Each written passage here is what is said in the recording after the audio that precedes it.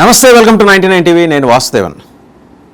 మొత్తం ముగ్గురు top caps, అందులో ఒక ఆయన former police commissioner Kolkata Vineet Goyal, ఇంకొక ఇద్దరు deputy police commissioners Abhishek Gupta అలాగే ఇందిరా ముఖర్జీ, వీళ్ళ ముగ్గురిని సస్పెండ్ చేస్తున్నట్టు ఏకంగా ముఖ్యమంత్రి శువేందు అధికారి, పశ్చిమ బెంగాల్ ముఖ్యమంత్రి శువేందు అధికారి ప్రకటించారు. ఎందుకు సస్పెండ్ చేశారు? ఆర్జీకర్ ఇన్సిడెంట్ గుర్తుంది కదా, ఒక మెడికల్ స్టూడెంట్ని అమానుషంగా రేప్ చేసి చంపేసిన కేసులో improper handling of the case ఒకటి. రెండోది ఏంటంటే వీళ్ళకి విక్టిమ్స్ ఫ్యామిలీ దగ్గరికి వెళ్ళి డబ్బులు ఆఫర్ చేయటం, ఎలాంటి అనుమతి లేకుండా ప్రెస్ కాన్ఫరెన్స్ పెట్టి ఏర్పాటు చేయటం, ఇంకా ప్రోబ్ చేస్తారు సిఐడి. ఇప్పుడు ఇంకా ఫర్దర్ ప్రోబింగ్ నడుస్తుంది. ముందర ఏంటంటే ఈ సస్పెన్షన్ ప్రక్రియ ద్వారా ఒక మెసేజ్ ఆయన పంపించారు, ఒక సిగ్నల్ చాలా బలంగా పంపించారు వెస్ట్ బెంగాల్ చీఫ్ మినిస్టర్. ఇది మొదలైంది. ఇప్పటిదాకా మమతా బెనర్జీ 15 ఏళ్ల పాటు సాగిన అకృత్యాల చిట్టా తెప్పించుకొని చదవటానికి ఆయనకు టైం ఉంటుందా? అది వెరిఫై చేయడానికే. భూ కబ్జాలు, సొరంగాల ద్వారా డబ్బు మళ్లింపు, ఏది ఇక్కడి నుంచి శారదా స్కామ్లో వెనకేసుకున్న డబ్బు బంగ్లాదేశ్కి వెళ్ళటం, జమాతే దానికోసం వెళ్ళటం, అండ్ అక్కడి నుంచి వచ్చే ఫేక్ కరెన్సీ డిస్ట్రిబ్యూషన్కి ఇక్కడ ఏ నెట్వర్క్స్ టీఎంసీ కోసం పనిచేసినాయి, టీఎంసీ సర్కార్ కోసం పనిచేసినాయి.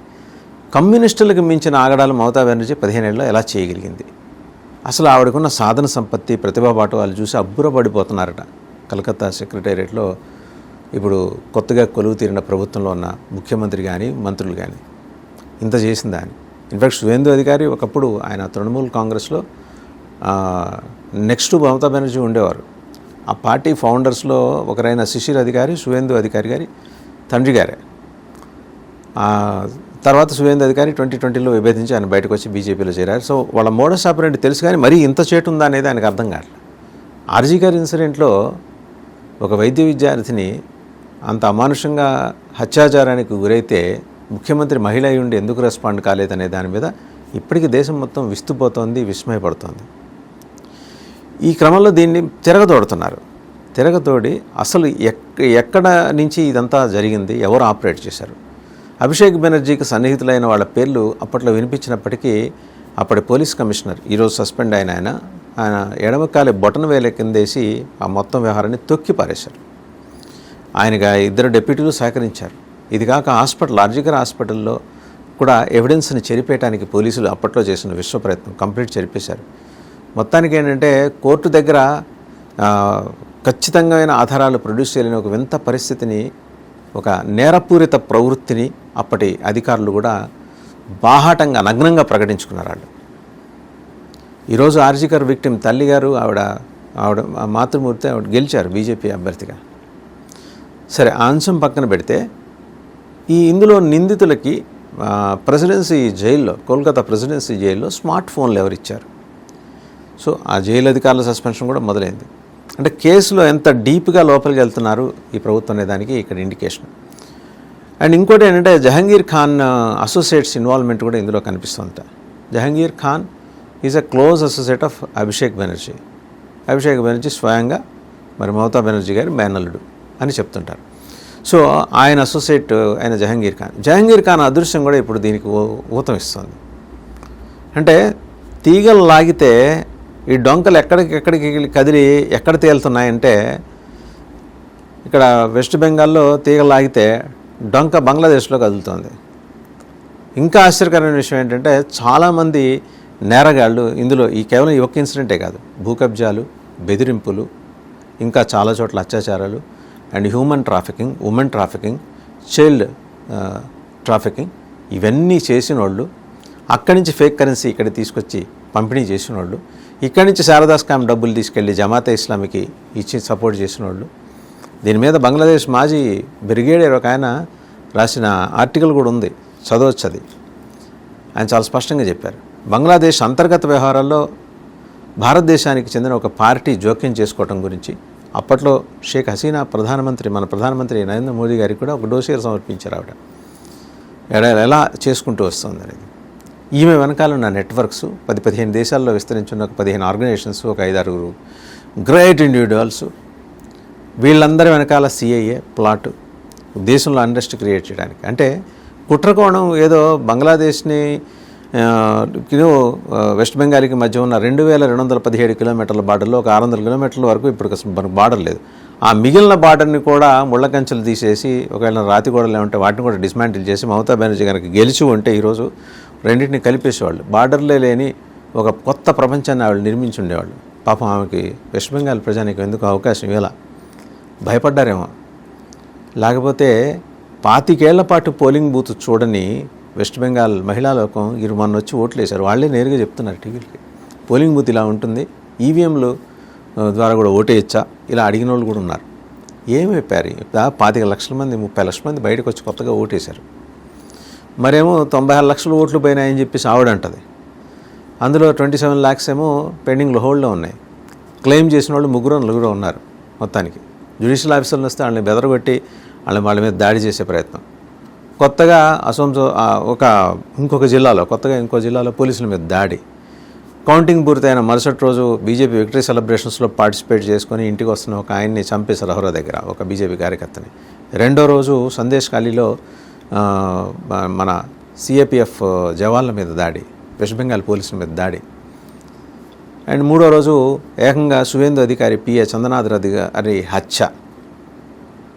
అంటే ఎంత లాలెస్నెస్ పెరిగిపోయింది. అదే సువేందు అధికారి వాళ్ళ క్యాబినెట్ మీట్లో మాట్లాడింది కూడా ఏంటంటే లాలెస్నెస్ పెరిగిపోవడం. ఈ సొరంగాల వ్యవహారం బయటపడుతుందనే భయంతో ఆవిడ బీఎస్ఎఫ్ పరిధిని 15 కిలోమీటర్లకు మించి 45 కిలోమీటర్లకు విస్తరించకుండా అడ్డుపడ్డారు. ల్యాండ్ ట్రాన్స్ఫర్ చేశారు ఇప్పుడు Suvendu. It's a greatest decision వాళ్ళు తీసుకున్న దాంట్లో.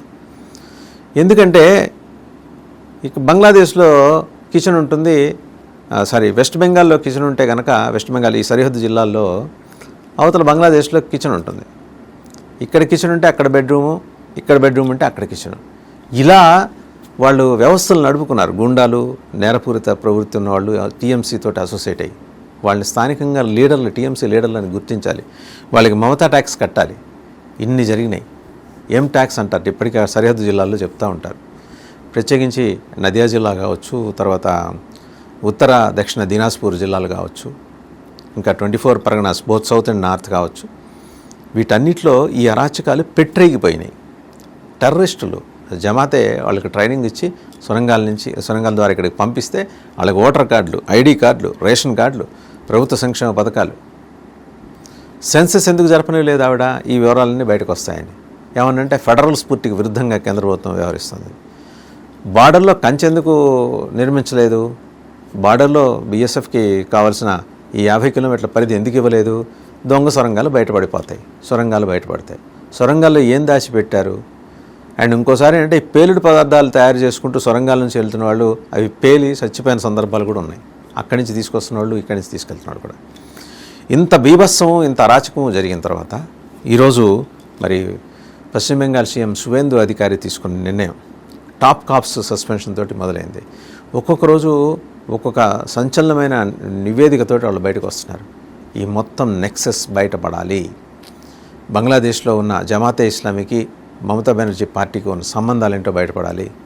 అండ్ బంగ్లాదేశ్ని వెస్ట్ బెంగాల్ని కలిపే కుట్ర జరిపిన వాళ్ళతోటి ఈవిడ జరిపిన మంతనాలేంటి అనేది, ఈవిడేం మాట్లాడింది వాళ్ళతోటి, ఈవిడ పార్టీ లీడర్స్ ఏం మాట్లాడారు, అసలు ఎందుకు ఇలాంటి దుర్మార్గమైన ఆలోచన వచ్చింది? మళ్ళీ తీసుకెళ్ళి బెంగాల్ని కూడా కట్టబెట్టి, వెస్ట్ బెంగాల్ని కూడా కట్టబెట్టి కోల్కతా రాజధానిగా గ్రేటర్ బంగ్లాదేశ్. ఏంటి వికృతమైన ఆలోచన? ఆవిడ పోరాట యోధురాలు, అందరూ డౌట్ ఏం లేదు. బట్ ఈ పోరాటంలో ఎందుకు అడ్డదారి తొక్కాల్సి వచ్చింది? దేశాన్ని కాదని చేయాల్సిన పోరాటం అయితే ఇది కాదు, ఖచ్చితంగా కాదు. దేశాన్ని ఎందుకు కాదనాలి ఆవిడ? ఈ దేశం మీద మమకారం లేదా? ఈ ప్రశ్నలన్నీ వెస్ట్ బెంగాల్ ప్రజానీకం ఇప్పుడు ఆవిడ మీద సంధిస్తున్నారు. ధైర్యం వచ్చింది వాళ్ళకి, ఒక భరోసా దొరికింది.